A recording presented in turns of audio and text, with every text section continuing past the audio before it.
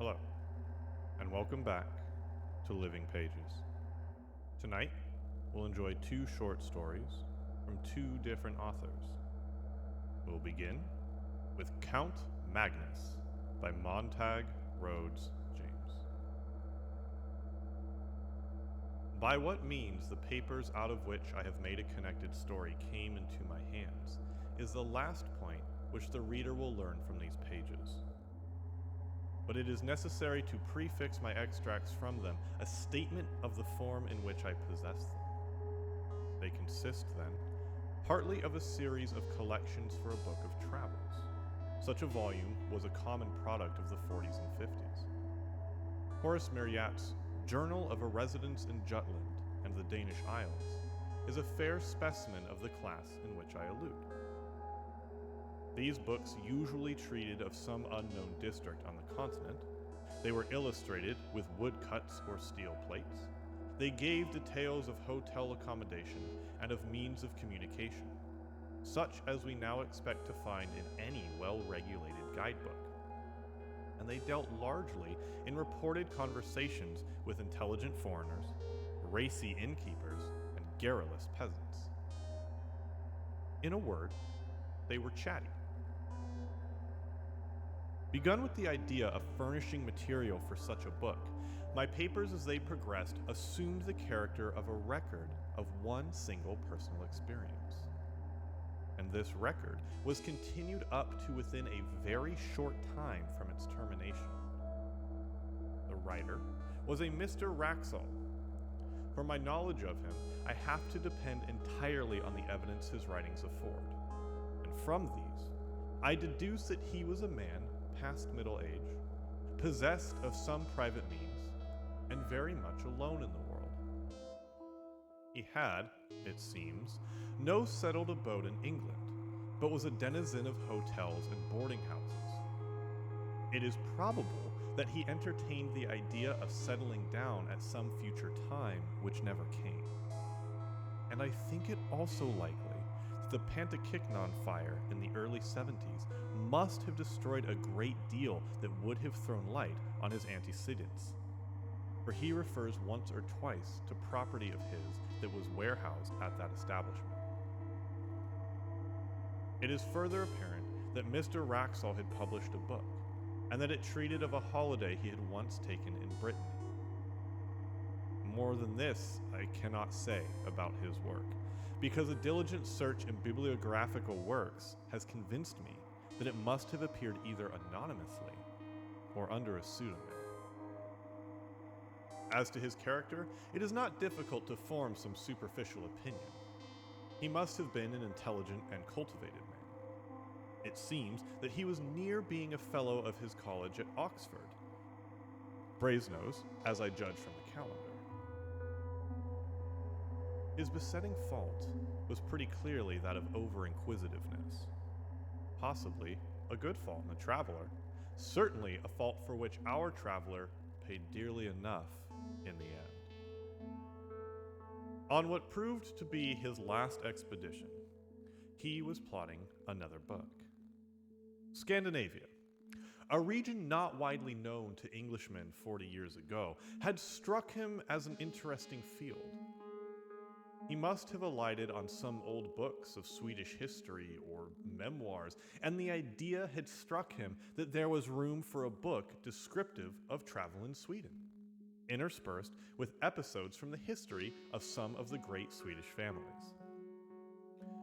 He procured letters of introduction, therefore, to some persons of quality in Sweden, and set out thither in the early summer of 1868. Of his travels in the north there is no need to speak, nor of his residence of some weeks in Stockholm.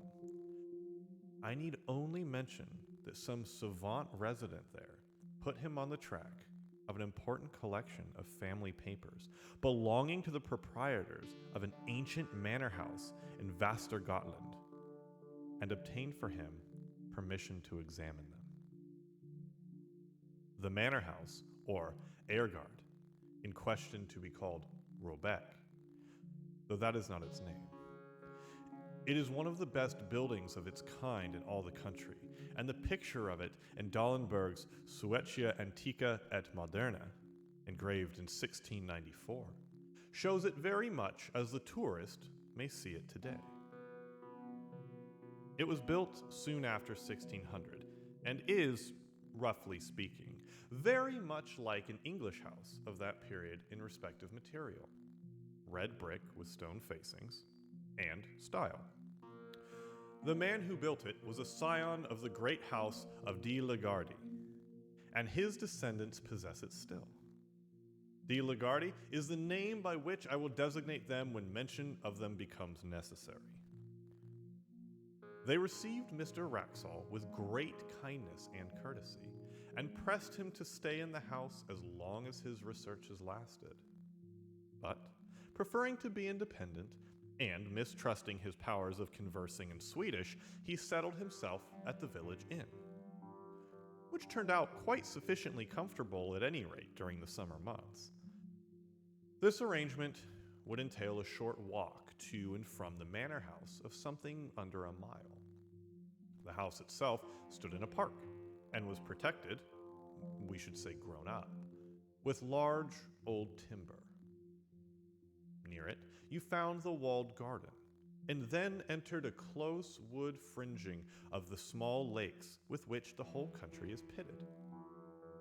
Then came the wall of the demesne, and you climbed a steep knoll, a knob of rock lightly covered with soil, and on the top of this stood the church, fenced in with tall, dark trees.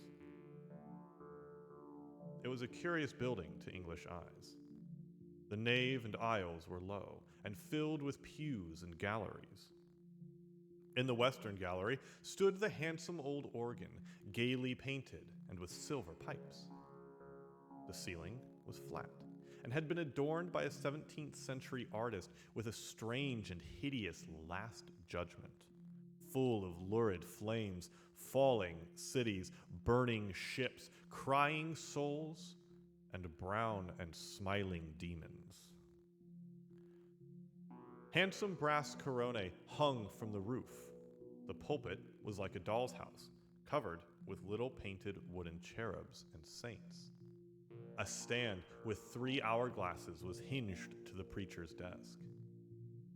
Such sights as these may be seen in many a church in Sweden now, but what distinguished this one was an addition to the original building.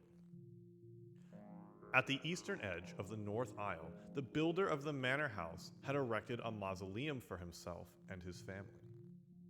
It was a largish 8-sided building, lighted by a series of oval windows, and it had a domed roof, topped by a kind of pumpkin-shaped object rising into a spire, a form in which Swedish architects greatly delighted. The roof was of copper externally and was painted black, while the walls, in common with those of the church, were staringly white. To this mausoleum, there was no access from the church. It had a portal and steps of its own on the northern side. Past the churchyard, the path to the village goes, and not more than 3 or 4 minutes bring you to the inn door. On the first day of his stay at Robeck, Mr. Wraxall found the church door open, and made those notes of the interior which I have epitomized. Into the mausoleum, however, he could not make his way. He could, by looking through the keyhole, just descry that there were fine marble effigies and sarcophagi of copper, and a wealth of armorial ornament which made him very anxious to spend some time in investigation. The papers he had come to examine at the manor house proved to be of just the kind he wanted for his book. There were family correspondence, journals, and account books of the earliest owners of the estate, very carefully kept and clearly written, full of amusing and picturesque detail. The first De Lagardy appeared in them as a strong and capable man. Shortly after the building of the mansion, there had been a period of distress in the district, and the peasants had risen and attacked several chateaux and done some damage. The owner of Robec took a leading part in suppressing the trouble, and there was reference to executions of ringleaders and severe punishments inflicted with no sparing hand. The portrait of this Magnus de Lagarde was one of the best in the house, and Mr. Wraxall studied it with no little interest after his day's work. He gives no detailed description of it, but I gather that the face impressed him rather by its power than by its beauty or goodness. In fact, he writes that Count Magnus was an almost phenomenally ugly man. On this day, Mr. Wraxall took his supper with the family and walked back in the late but still bright evening. "I must remember," he writes, "to ask the sexton if he can let me into the mausoleum at the church. He evidently has access to it himself, for I saw him tonight standing on the steps, and as I thought, locking or unlocking the door." I find that early on the following day, Mr. Wraxall had some conversation with his landlord. His setting it down at such length as he does surprised me at first, but I soon realized that the papers I was reading were, at least in their beginning, the materials for the book he was mediating, and that it was to have been one of those quasi-journalistic productions which admit of the introduction of an admixture of conversational matter. His object, he says, was to find out whether any traditions of Count Magnus de Lagarde lingered on in the scenes of that gentleman's activity, and whether the popular estimate of him were favorable or not. He found that the Count was decidedly not a favorite. If his tenants came late to their work on the days which they owed to him as lord of the manor, they were set on the wooden horse, or flogged and branded in the manor house yard. One or two cases there were of men who had occupied lands which encroached on the lord's domain, and whose houses had been mysteriously burnt on a winter's night, with the whole family inside. But what seemed to dwell on the innkeeper's mind most, for he returned to the subject more and more, was that the Count had been on the Black Pilgrimage, and had brought something, or someone, back with him. You'll naturally inquire, as Mr. Wraxall did, what the Black Pilgrimage may have been. But your curiosity on the point must remain unsatisfied for the time being, just as his did. The landlord was evidently unwilling to give a full answer, or indeed any answer on the point, and being called out for a moment, trotted out with obvious alacrity, only putting his head in at the door a few minutes afterwards to say that he was called away to Skara, and should not be back until evening. So Mr. Wraxall had to go unsatisfied for his day's work at the manor house. The papers on which he was just then engaged soon put his thoughts into another channel, where he had to occupy himself with glancing over the correspondences between Sophia Albertina in Stockholm and her married cousin Ulrika Leonora at Robec in the years 1705 to 1710. The letters were of exceptional interest from the light they threw upon the culture of that period in Sweden, as anyone can testify who has read the full edition of them in the publications of the Swedish Historical Manuscripts Commission.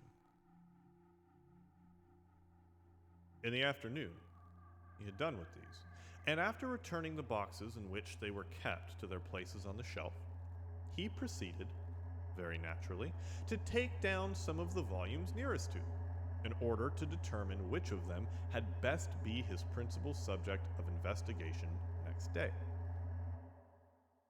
The shelf he had hit upon was occupied mostly by a collection of account books in the writing of the first Count Magnus. But one among them was not an account book, but a book of alchemical other tracts in another 16th century hand.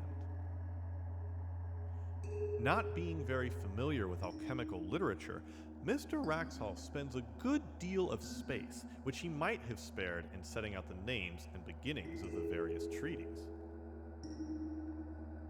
The Book of the Phoenix, Book, the 32 Words, Book of the Toad, Book of Miriam, Turba Philosophorum, and so forth. And then he announces with a good deal of circumstance his delight at finding, on a leaf originally left blank near the middle of the book, some writing of Count Magnus himself, headed Liber Nigrae Pregonitionis. It is true that only a few lines were written, but there were quite enough to show that the landlord had that morning been referring to a belief at least as old as the time of Count Magnus, and probably shared by him.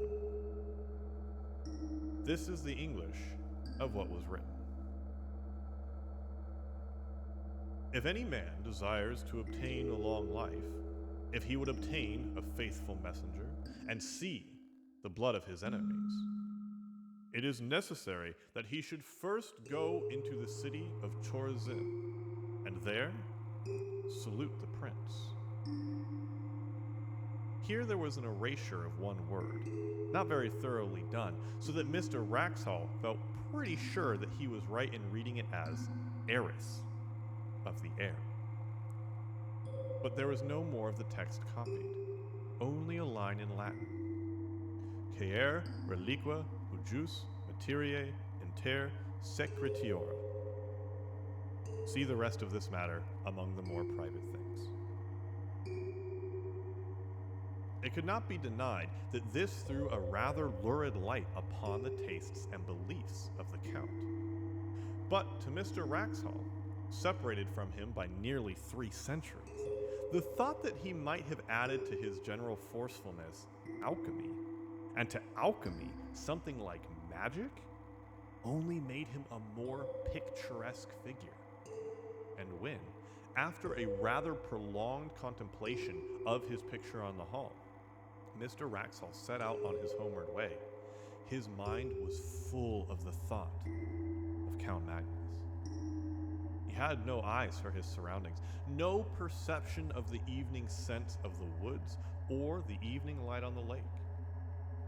And when all of a sudden he pulled up short, he was astonished to find himself already at the gate of the churchyard, and within a few minutes of his dinner. His eyes fell on the mausoleum. "Ah," he said, "Count Magnus, there you are. I should dearly like to see you." "Like many solitary men," he writes, "I have a habit of talking to myself aloud, and, unlike some of the Greek and Latin particles, I do not expect an answer. Certainly, and perhaps fortunately in this case, there was neither voice nor any that regarded. Only the woman, who I suppose was cleaning up the church, dropped some metallic object on the floor whose clang startled me. Count Magnus, I think, sleeps sound enough." That same evening, the landlord of the inn, who had heard Mr. Wraxall say that he wished to see the clerk, or deacon, as he would be called in Sweden, of the parish, introduced him to that official in the inn parlor. A visit to the De la Gardie tomb house was soon arranged for the next day, and a little general conversation ensued. Mr. Wraxall, remembering that one function of Scandinavian deacons is to teach candidates for confirmation, thought he would refresh his own memory on a biblical point. "Can you tell me," he said, "anything about Chorazin?" The deacon seemed startled, but readily reminded him how the village had once been denounced. "To be sure," said Mr. Wraxall. "It is, I suppose, quite a ruin now." "So I expect," replied the deacon. "I have heard some of our old priests say that Antichrist is to be born there, and there are tales—" "Ah," And what tales are those? Mr. Wraxall put in. Tales, I was going to say, which I have forgotten, said the deacon. And soon after that, he said good night.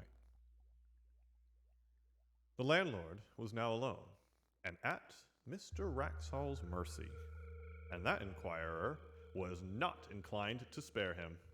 Herr Nielsen, he said, I have found out something about the Black Pilgrimage. You may as well tell me what you know. What did the Count bring back with him? Swedes are habitually slow, perhaps, in answering, or perhaps the landlord was an exception. I am not sure, but Mr. Wraxall notes that the landlord spent at least 1 whole minute looking at him before he said anything at all. Then he came up close to his guest, and with a good deal of effort he spoke. Mr. Wraxall, I can tell you this one little tale, and no more. Not any more. You must not ask anything when I have done. In my grandfather's time, that is, 92 years ago, there were 2 men who said, The Count is dead. We do not care for him. We will go tonight and have a free hunt in his wood. The long wood on the hill that you have seen behind Robec. Well, those that heard them say this. They say, No, do not go. We are not sure you will meet with persons walking who should not be walking. They should be resting, not walking. These men laughed. There were no forest men to keep the wood because no one wished to live there. The family were not here at the house. These men could do what they wished. Very well. They go to the wood that night. My grandfather was sitting there in this room. It was the summer, and a light night. With the window open, he could see out to the wood and hear. So he sat there, and 2 or 3 men with him, and they listened. At first, they hear nothing at all. Then they hear someone. You know how far away it is. They hear someone scream, just as if the most inside part of his soul was twisted out of him. All of them in the room caught hold of each other, and they sat so for 3/4 of an hour. Then they hear someone else, only about 300 ells off. They hear him laugh out loud. It was not one of those 2 men that laughed. And indeed, they have all of them said that it was not any man at all. After that, they hear a great door shut. Then it was just light with the sun. They all went to the priest. They said to him, Father, put on your gown and your ruff, and come bury these men, Anders Bjornsson and Hans Thorbjorn. You understand that they were sure these men were dead. So they went to the wood. My grandfather never forgot this. He said they were all like so many dead men themselves. The priest, too, he was in a white fear. He said when they came to him, I heard one cry in the night, and I heard one laugh afterwards. If I cannot forget that, I shall not be able to sleep again. So they went to the wood, and they found these men on the edge of the wood. Hans Thorbjorn was standing with his back against a tree, and all the time he was pushing with his hands, pushing something that wasn't there. So he was not dead, and they led him away and took him to the home at Nykoping, and he died before the winter. But he went on pushing with his hands. Also, Anders Bjornsson was there, but he was dead. And I tell you this about Anders Bjornsson, that he was once a beautiful man, but now his face was not there, because the flesh of it was sucked away from the bones. You understand that? My grandfather did not forget that. And they laid him on the bier which they brought, and they put a cloth over his head. And the priest walked before, and they began to sing the psalm for the dead as so they could.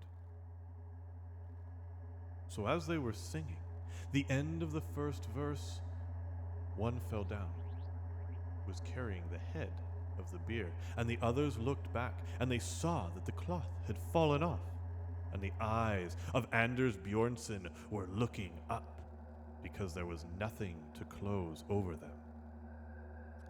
And this they could not bear.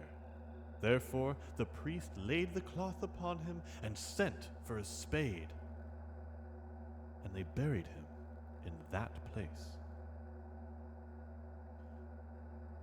The next day, Mr. Wraxall records that the deacon called for him soon after his breakfast, and took him to the church and mausoleum. He noticed that the key of the latter was hung on a nail just by the pulpit, and it occurred to him that, as the church door seemed to be left unlocked as a rule, it would not be difficult for him to pay a second and more private visit to the monuments if there proved to be more of interest among them than could be dissected at first. The building, when he entered it, he found not unimposing. The monuments, mostly large erections of the 17th and 18th centuries, were dignified if luxuriant, and the epitaphs and heraldry were copious. The central space of the domed room was occupied by 3 copper sarcophagi, covered with finely engraved ornaments. 2 of them had, as is commonly the case in Denmark and Sweden, a large metal crucifix on the lid. The third, that of Count Magnus, as it appeared, had instead a full-length effigy engraved upon it, and round the edge were several bands of similar ornament representing various scenes. One was a battle with a cannon belching out smoke, and walled towns and troops of pikemen. Another showed an execution. In a third, among trees, was a man running at full speed with flying hair and outstretched hands. After him followed a strange form. It would be hard to say whether the artist had intended it for a man and was unable to give the requisite similitude, or whether it was intentionally made as monstrous as it looked. In view of the skill with which the rest of the drawing was done, Mr. Wraxall felt inclined to adopt the latter idea. The figure was unduly short, and was, for the most part, muffled in a hooded garment which swept the ground. The only part of the form which projected from that shelter was not shaped like any hand or arm. Mr. Wraxall compares it to the tentacle of a devilfish, and continues, "On seeing this, I said to myself, this then, which is evidently an allegorical representation of some kind, a fiend pursuing a hunted soul, may be the origin of Count Magnus and his mysterious companion. Let us see how the huntsman is pictured. Doubtless, it will be a demon blowing his horn." But, as it turned out, there was no such sensational figure, only the semblance of a cloaked man on a hillock, who stood leaning on a stick and watching the hunt with an interest which the engraver had tried to express in his attitude. Mr. Wraxall noted the finely worked and massive steel padlocks, 3 in number, which secured the sarcophagus. One of them, he saw, was detached and lay on the pavement. And then, unwilling to delay the deacon longer or to waste his own working time, he made his way onward to the manor house. "It is curious," he notes, "how on retracing a familiar path, one's thoughts engross one to the absolute exclusion of surrounding objects. Tonight, for the second time, I had entirely failed to notice where I was going. I had planned a private visit to the tomb house to copy the epitaphs, when I suddenly, as it were, awoke to consciousness and found myself, as before, turning in at the churchyard gate, and, I believe, singing or chanting some words as, "Are you awake, Count Magnus? Are you asleep, Count Magnus?"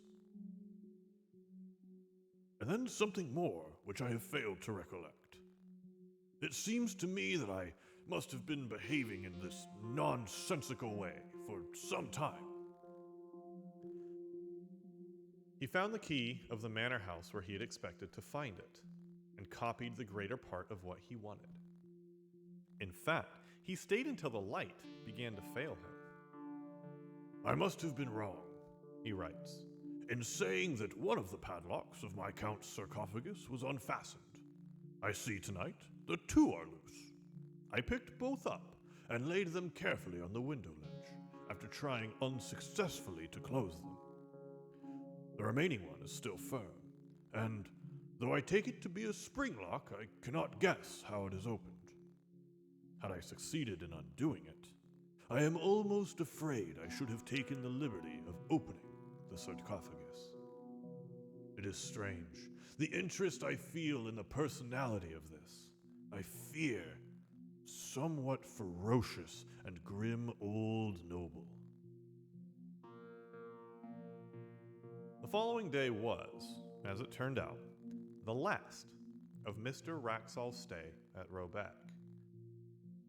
He received letters connected with certain investments which made it desirable that he should return to England.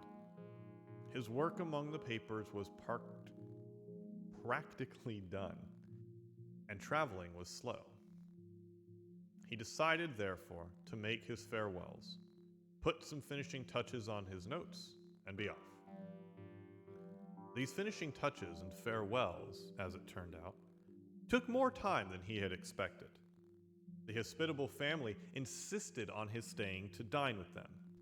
They dined at 3, and it was verging on 6:30 before he was outside the iron gates of Robeck. He dwelt on every step of his walk by the lake, determined to saturate himself, now that he trod it for the last time, in the sentiment of the place and hour. And when he reached the summit of the churchyard knoll, he lingered for many minutes, gazing at the limitless prospect of woods near and distant, all dark beneath a sky of liquid green. When at last he turned to go, the thought struck him that surely he must bid farewell to Count Magnus, as well as the rest of the de la Gardis. The church was but 20 yards away, and he knew where the key of the mausoleum hung. It was not long before he was standing over the great copper coffin, and, as usual, talking to himself aloud. "You may have been a bit of a rascal in your time, Magnus," he was saying, "but for all that I should like to see you, or rather, just at that instant," he says, "I felt a blow on my foot. Hastily enough, I drew it back, and something fell on the pavement with a clash. It was the third, the last of the 3 padlocks which had fashioned the sarcophagus. I stooped to pick it up, and heaven is my witness that I am writing only the bare truth. Before I had raised myself, there was a sound of metal hinges creaking, and I distinctly saw the lid shifting upwards. I may have behaved like a coward, but I could not for my life stay for one moment. I was outside that dreadful building in less time than I can write, almost as quickly as I could have said the words. And what frightens me yet more, I could not turn the key in the lock. As I sit here in my room noting these facts, I ask myself, it was not 20 minutes ago, whether that noise of creaking metal continued. I cannot tell whether it did. not. I only know that there was something more than I have written that alarmed me, but whether it was sound or sight, I am not able to remember. What is that I have done? Poor Mr. Wraxhall. He set out on his journey to England on the next day, as he had planned, and he reached England in safety. And yet, as I gather from his changed hand and inconsequent jottings, a broken man. One of several notebooks that have come to me with his papers gives not a key to, but a kind of inkling of his experiences.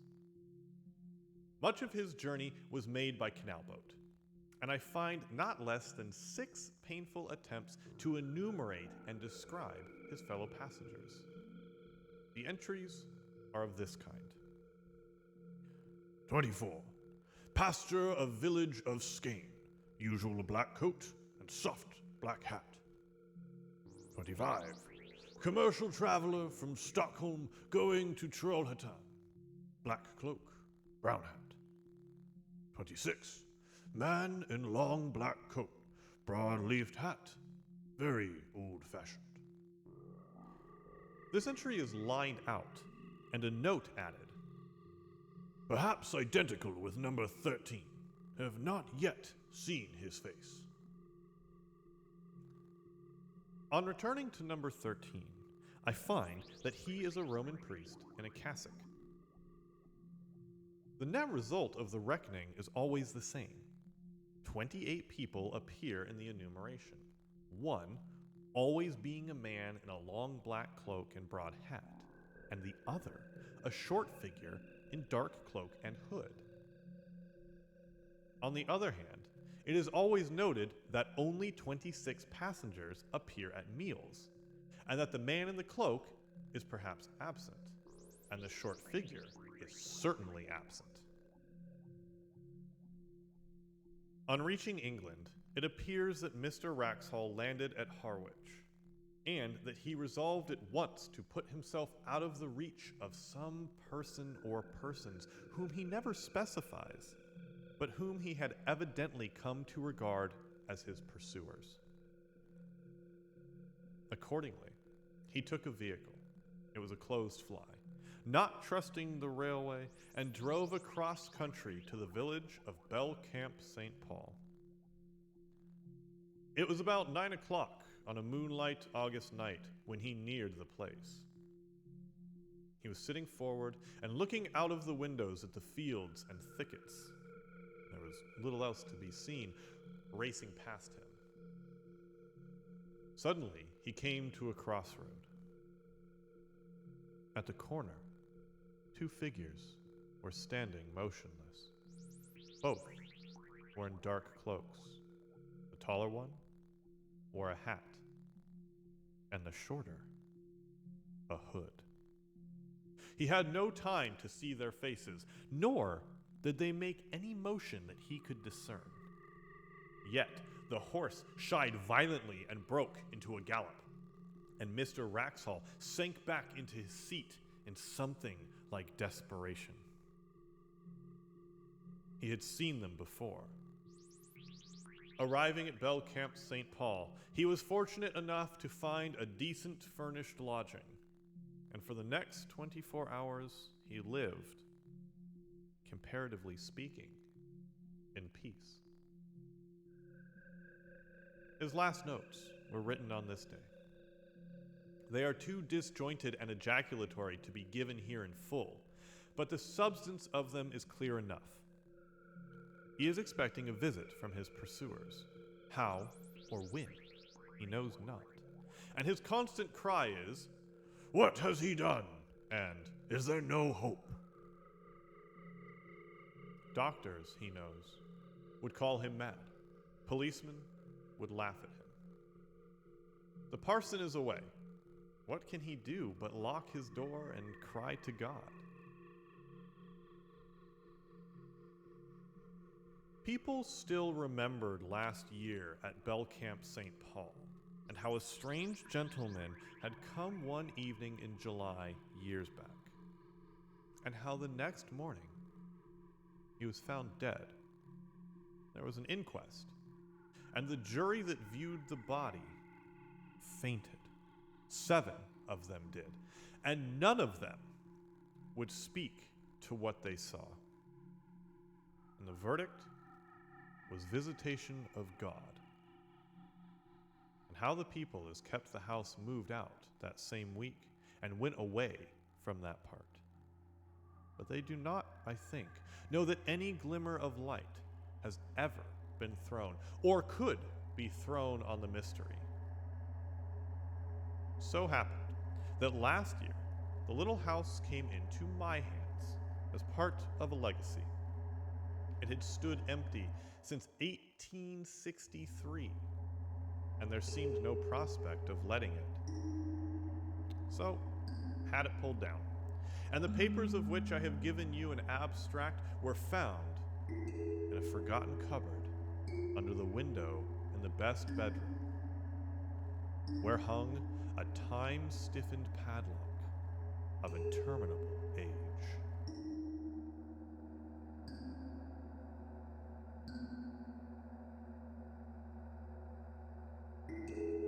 We move on now to The Statement of Randolph Carter by H.P. Lovecraft. I repeat to you, gentlemen, that your inquisition is fruitless. Detain me here forever, if you will. Confine or execute me, if you must. But if you must have a victim to propitiate the illusion you call justice, I can say no more than I have already said. Everything that I can remember, I have told you with perfect candor. Nothing has been distorted or concealed, and if anything remains vague, it is only because of the dark cloud which has come over my mind. That cloud and the nebulous nature of the horrors which brought it upon me. Again, I say, I do not know what has become of Harley Warren, though I think, almost hope, that he is in peaceful oblivion, if there be anywhere so blessed a thing. It is true that I have for 5 years been his closest friend, and a partial sharer of his terrible researches into the unknown. I will not deny, though my memory is uncertain and indistinct, that this witness of yours may have seen us together, as he says, on Gainesville Pike, walking toward Big Cypress Swamp at 11:30 on that awful night. Maybe. That we bore electric lanterns, spades, and a curious coil of wire with attached instruments, I will even affirm. For these things all played a part in the single hideous scene which remains burned into my shaken recollection.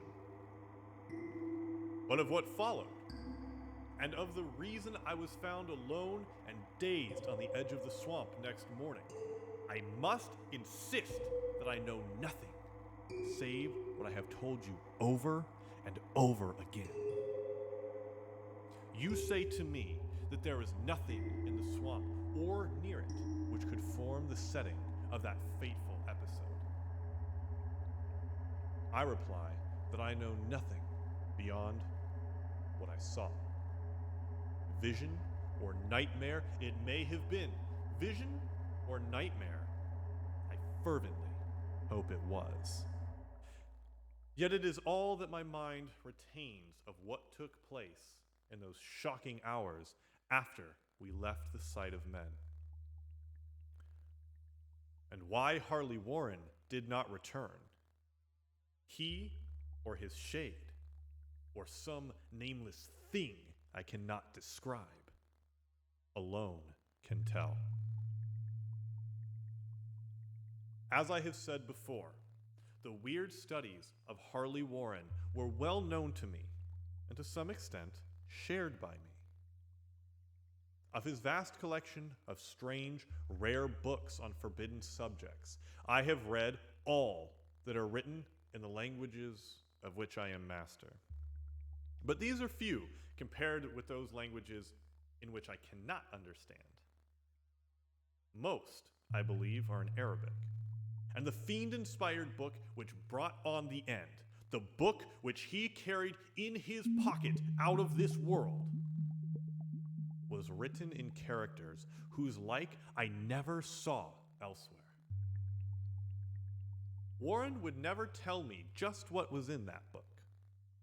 As to the nature of our studies, must I say again that I no longer retain full comprehension? It seems to me rather merciful that I do not. They were terrible studies, which I pursued more through reluctant fascination than through actual inclination. Warren always dominated me, and sometimes I feared him.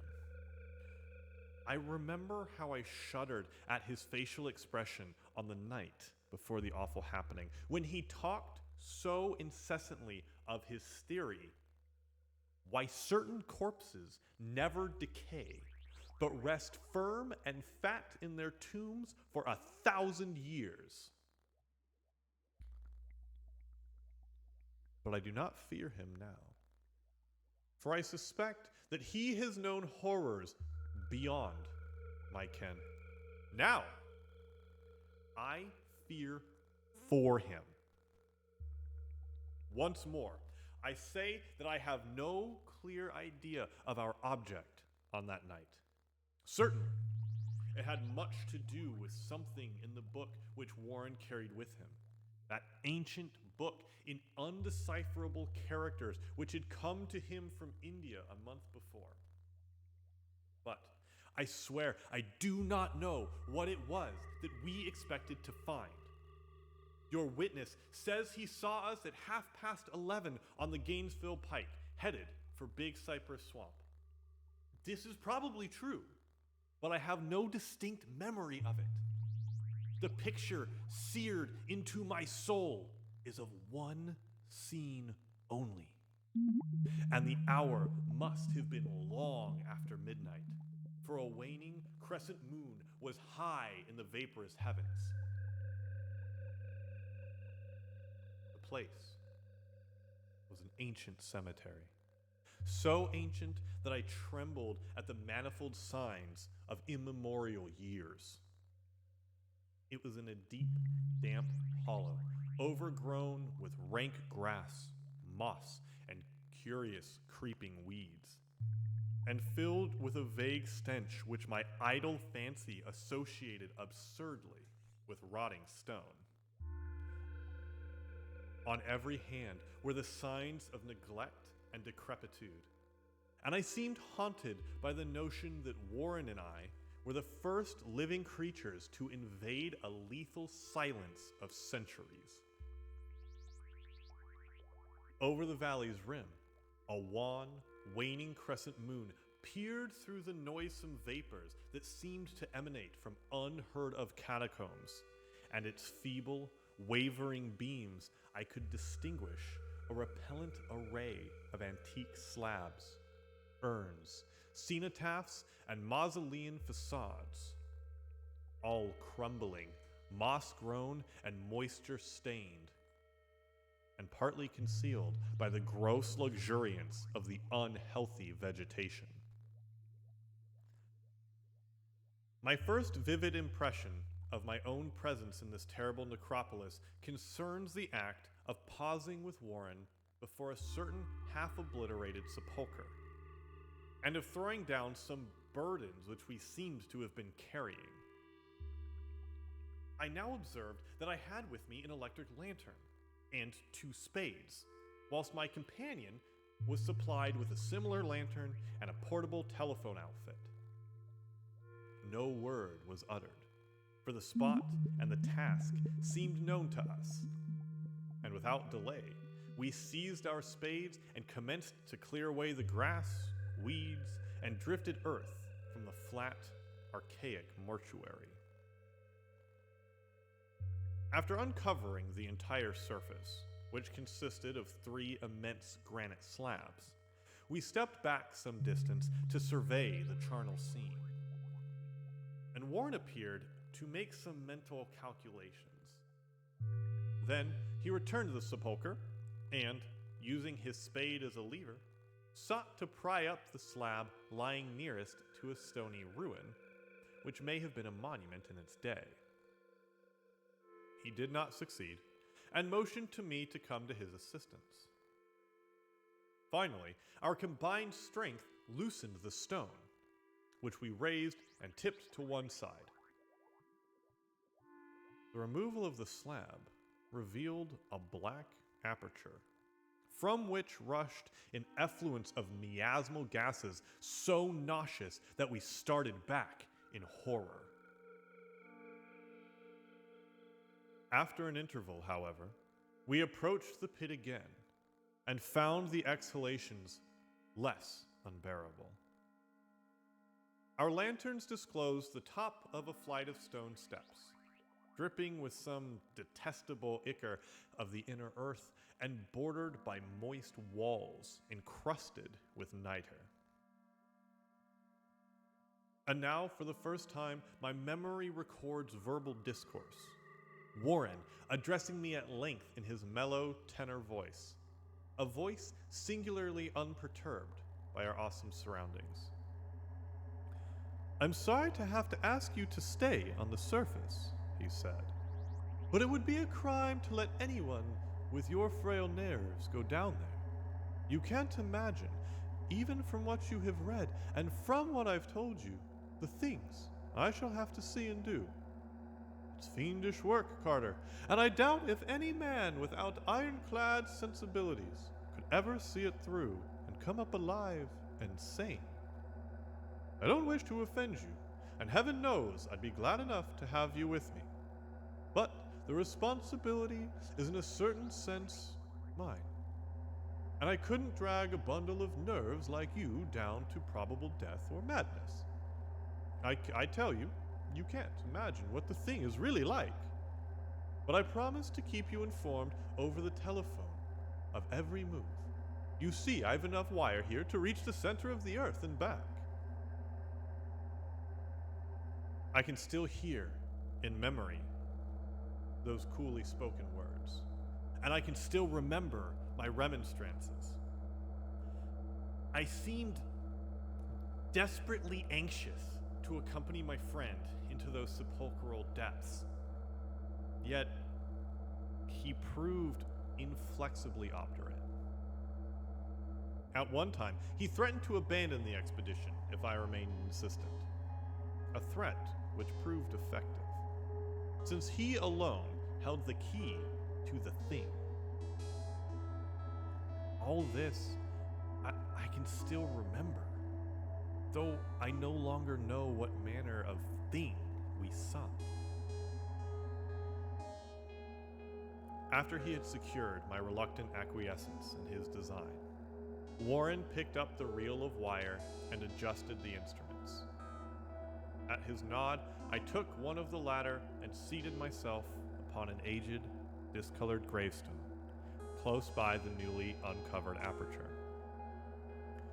Then he shook my hand, shouldered the coil of wire, and disappeared within that indescribable ossuary.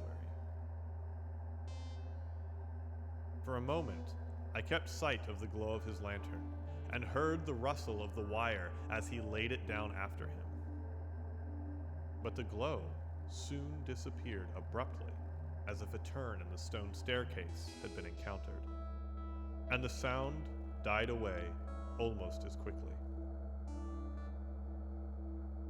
I was alone, yet bound to the unknown depths by those magic strands whose insulated surface lay green beneath the struggling beams of that waning crescent moon. In the lone silence of that hoary and deserted city of the dead, my mind conceived the most ghastly fantasies and illusions, and the grotesque shrines and monoliths seemed to assume a hideous personality, a half-sentience.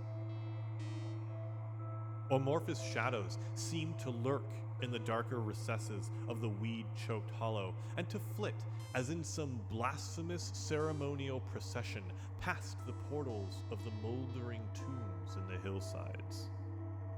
Shadows which could not have been cast by that pallid, peering crescent moon.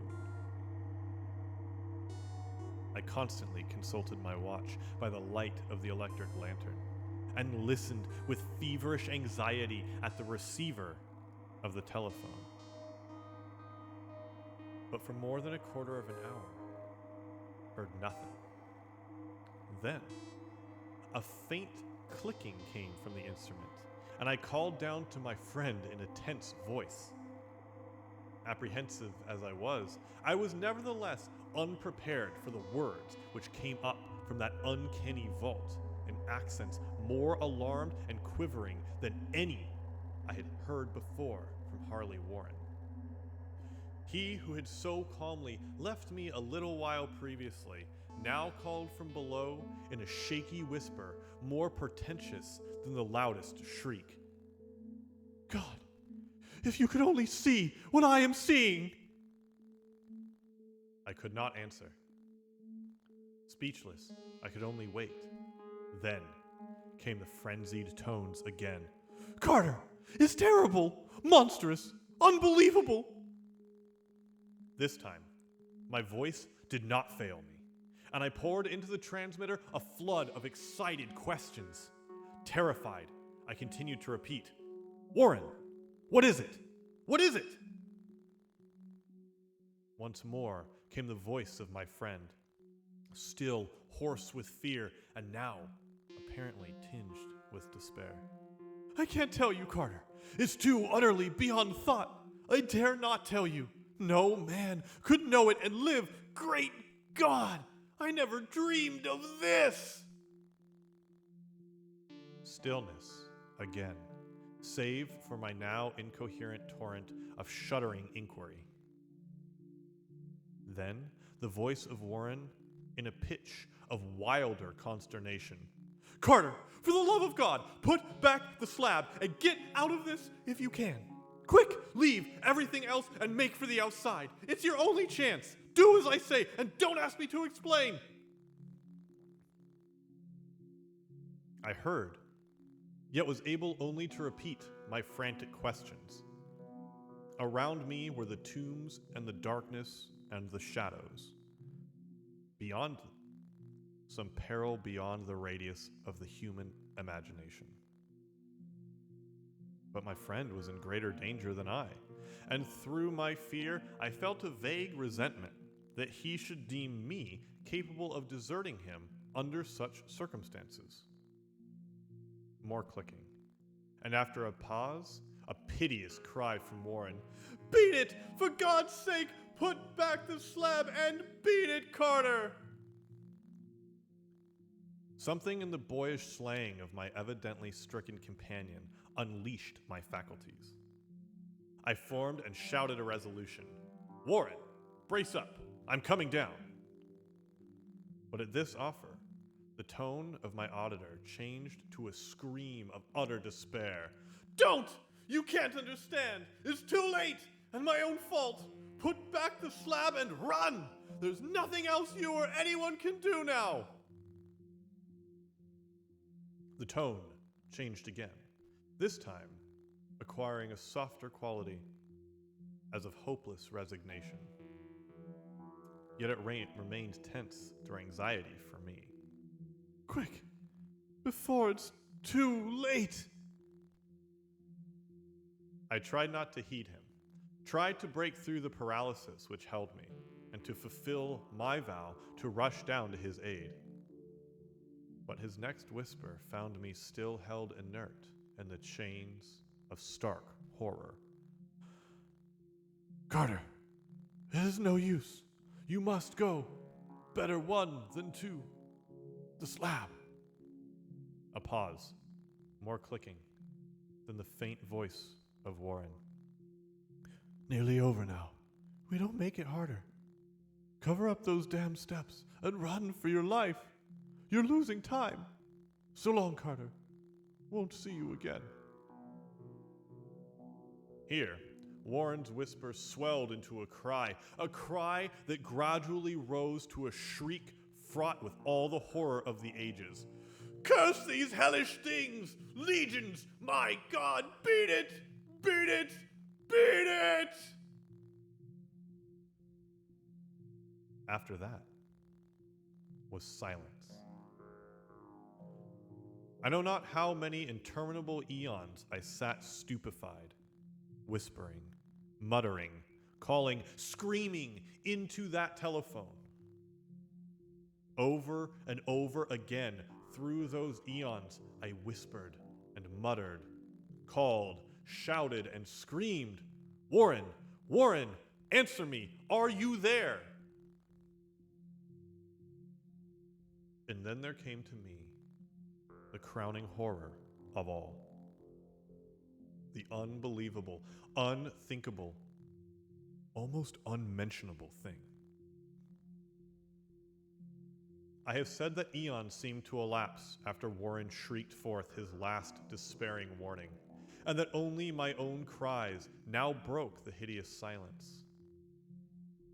But after a while, there was a further clicking in the receiver, and I strained my ears to listen. Again, I called down, "Warren, are you there?" And in answer, heard the thing which had brought this cloud over my mind. I do not try, gentlemen, to account for that thing, that voice. Nor can I venture to describe it in detail, since the first words took away my consciousness and created a mental blank which reaches to the time of my awakening in the hospital. Shall I say that the voice was deep, hollow, gelatinous, remote, unearthly, inhuman, disembodied? What shall I say? It was the end of my experience, and is the end of my story. I heard it, and knew no more. Heard it as I sat petrified in that unknown cemetery in the hollow, amidst the crumbling stones and the falling tombs, the rank vegetation and the miasmal vapors. Heard it well up from the innermost depths of that damnable open sepulchre as I watched amorphous, necrophagous shadows dance beneath an accursed, waning moon. And this is what it said. "You fool, Warren is dead."